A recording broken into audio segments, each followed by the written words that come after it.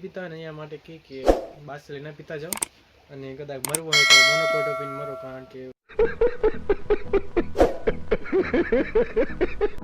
So hey guys, welcome to my new vlog. આજના વ્લોગમાં તમારું સ્વાગત છે અને હું હરેશ વિસાણી અને તમે એના નિહાળી રહ્યા છો હરેશ 1204 વ્લોગ્સ. તો આજના વ્લોગમાં તમારું સ્વાગત છે અને આજે આપણે જવાના છીએ બોલેરોલી ખેતરે.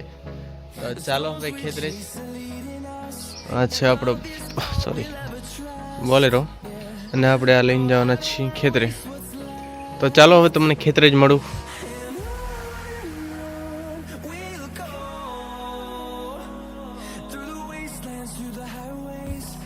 તો ફાઇનલી હવે ખેતરે આવીને પંપ દવા સારા મળી ગયા છીએ.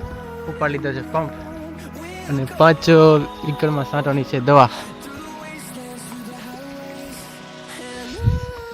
તો હાલો હવે કેટલી ટાઈમ લાગે છે દવા છાંટતા.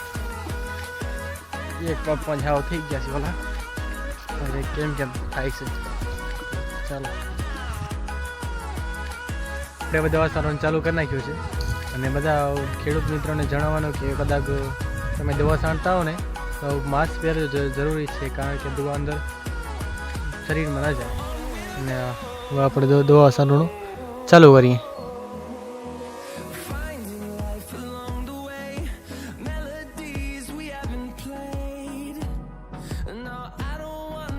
આપણે આવ્યા હતા ખેતરે આપણે શું જોયું ખબર?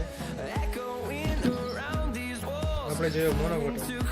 તેમ જે બાસરી પીતા હોય ને અહીંયા માટે કે બાસરી ના પીતા જાઓ અને કદાચ મરવું હોય તો મોનોકોટો પીને મરો, કારણ કે બાસરીથી કાંઈ થાય નહીં.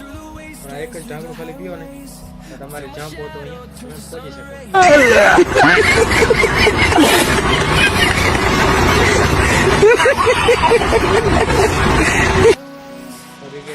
ખ્યાલ રાખજો મારી વાત નહીં, કદાચ મરવું હોય ને તો બાસરી નહીં મોનોકોટો ડાયરેક્ટ પીજો.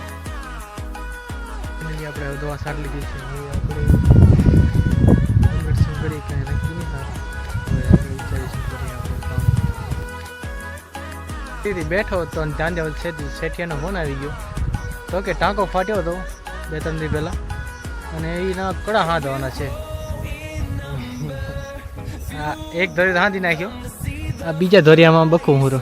આ જુઓ જાણે શું હાલ કર્યો છે.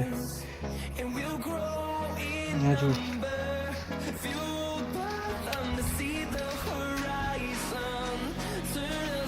એક કામ પૂરું થતું નહીં ને બીજું કામ તો ગાંડા ભેગું ને ભેગું. એટલે ચાલો હવે કીધું હોય તો હવે આપણે